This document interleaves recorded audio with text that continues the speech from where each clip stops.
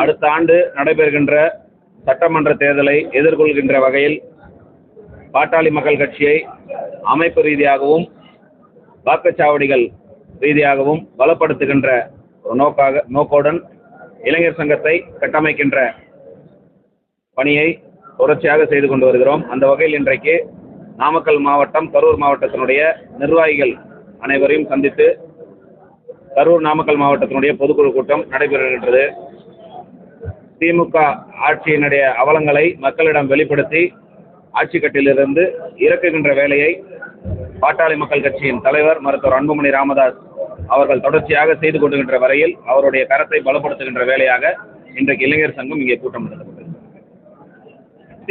100 நாள் நடைப்பயணத்தில் கொஞ்சம் காலதாமதம் இடையில கரூரில் நடந்த சம்பவத்தினுடைய தொடர்ச்சியாக காவல்துறை அனுமதி மறுக்கப்படாமல் காலந்தாழ்த்தியதனுடைய விளைவாக நடைப்பயண திட்டம் இங்கே இல்லை.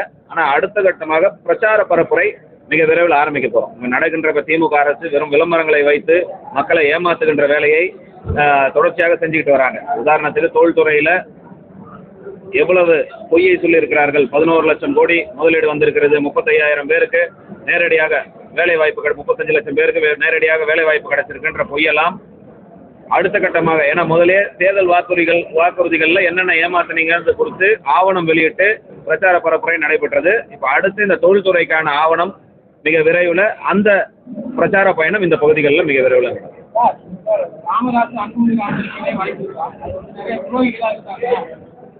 காலம் எல்லாத்தையும் தீர்மானிக்கும். காலம்தான் சிறந்த மருந்துன்னுவாங்க. மிக விரைவில் காலம் அதை தீர்மானிக்கும். வாய்ப்புகள் இல்லாமலாம் இல்லை, 100% வாய்ப்புகள் இருந்து கொண்டு தான் இருக்கிறது. உண்மை வெளிப்படும் போது தானாக ஒன்றிணைந்து வருவார்.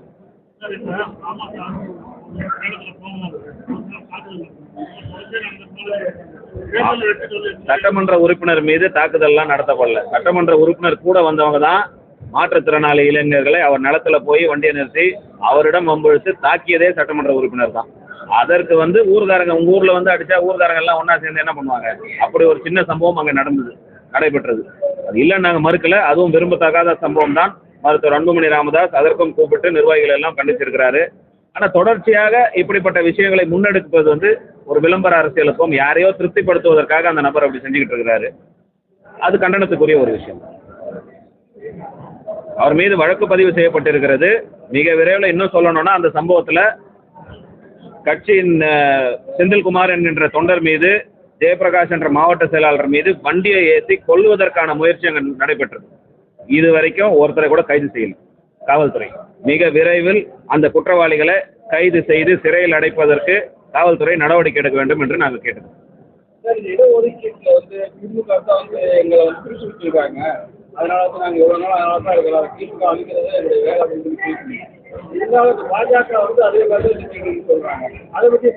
பாரதிய ஜனதா கட்சி மீது திமுக தொடர்ச்சியாக பழிய போட்டாங்க. இடஒதுக்கீடை நடைமுறைப்படுத்துவதற்கு சாதிவாரி கணக்கெடுப்பு பாரதிய ஜனதா மத்திய அரசாங்கம் தான் எடுக்கணும்னு நாங்க தொடர்ச்சியா கேட்பது.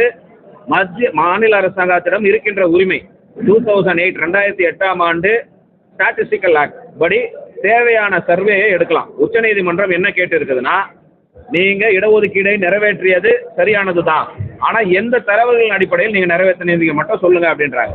வன்னிய மக்கள் பின்தங்கி இருக்கிறாங்க, நீங்க 10.5% இடஒதுக்கீடு கொடுக்குறீங்கன்றது ஏத்துக்கிறோம். அதுக்கு உங்களுக்கு மாநில அரசுக்கு முழு உரிமை இருக்கு.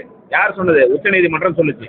ஆனா இந்த பின்தங்கி இருக்கிறாங்கன்றது எந்த தரவுகளின் அடிப்படையில் நீங்க கொடுக்குறீங்கன்னு சொல்லி கேட்டாங்க. அதற்காக தான் மருத்துவர் அன்புமணி ராமதாஸ் அவர்களும் மருத்துவர் ஐயா அவர்களும் தொடர்ச்சியாக 3 முறை முதலமைச்சரை நேர்லயே சந்திச்சு கணக்கெடுப்பு நடத்துங்க, எந்தெந்த துறையில எவ்வளவு பேர் இருக்கிறாங்கன்னு டிஎன்பிசி மூலியமா எடுங்கன்னு வலியுறுத்தினாங்க. ஆனா அவர்கள் தொடர்ச்சியாக அதை செய்யல. சாதாரண விஷயம் என்ன, குரூப் 1ல எவ்வளவு பேர் இருக்கிறாங்க, குரூப் 1 தேர்வு எழுதி எத்தனை பேர் அந்த சமுதாயத்தை சேர்ந்தவர்கள் அரசு வேலைக்கு வந்திருக்கிறாங்கன்ற கணக்கெடுப்பு எடுத்து கொடுத்தாலே போதுமான விஷயம். ஆனா அதுக்கு பதிலாக அமைச்சரை விட்டு என்ன சொன்னாங்க, இந்த சமுதாயத்தை சேர்ந்தவர்கள் டிரைவரா இருக்கிறாங்க, இத்தனை சதவீதம் பேர் ரேஷன் கடையில் அரிசி போடுற வேலையில் இருக்கிறாங்க. தொடர்ச்சியாக அமைச்சரை விட்டு இந்த சமுதாய மக்களை நீ டிரைவராக தான் இருக்கணும், ரேஷன் கடையில் அரிசி தான் போடணும், தாசில்தார் ஆகிடக்கூடாது, டிஎஸ்பி ஆகிடக்கூடாது, குரூப் 1ல வந்துடக்கூடாது அப்படின்னு செய்கின்ற வேலையை தொடர்ச்சியாக செய்கிறாங்க. இது எல்லாத்திற்கும் சமட்டி அடி அடிக்கின்ற மாதிரி உச்சநீதிமன்றமே என்ன சொல்லுச்சு, சாதிவாரி கணக்கெடுப்பு என்பது மாநில அரசாங்கத்தால் தான் எடுக்க முடியும், மத்திய அரசாங்கத்தால் எடுக்க முடியாதுன்னு சொன்னாங்க. இப்போ சாதிவாரி கணக்கெடுப்பு ஸ்டாட்டிஸ்டிக்கல் ஆக்ட் படி பீகாரில் எடுத்துட்டாங்க, ஒரிசாவில் எடுத்துட்டாங்க, தெலுங்கானாவில் எடுத்துட்டாங்க, இப்போ கர்நாடகாவில் 3 தடவை எடுத்துட்டாங்க. 3வது தடவை 10 நாள் விடுமுறை விட்டு அரசு ஊழியர்களை இந்த பணிகளை இத்தனை கேள்விகளோட எடுங்கன்னு சொல்லி ஸ்டாட்டிஸ்டிக்கல் ஆக்ட் படி எடுத்து இன்னைக்கு இடஒதுக்கீடு நிறைவேற்றுகின்ற வேலைகளை செய்ய ஆரம்பிச்சிட்டாங்க. ஆனால் சமூக நீதியை நாங்கள் தான் தூக்கி பிடிக்கின்றோம், நாங்கள் தான் பெரியாரின் பேரன் என்று சொல்லிக்கொண்டு ஆட்சி நடத்துகின்ற இந்த அரசு சமூக நீதிக்காக துரும்பு கூட கிள்ளி போடலன்னு தான் மருத்துவர் அன்புமணி ராமதாஸ் தொடர்ச்சியாக சொல்றாரு. ஏன்னா ஸ்டாட்டிஸ்டிக்கல் ஆக்டோட வெயிட்டேஜ் எல்லாருக்கும் தெரியும். இப்போ வீடு வழங்கும் திட்டம் நடக்குது. வீடு வழங்கும் திட்டத்திற்கான டேட்டா எதுபடி எடுக்கிறீங்க?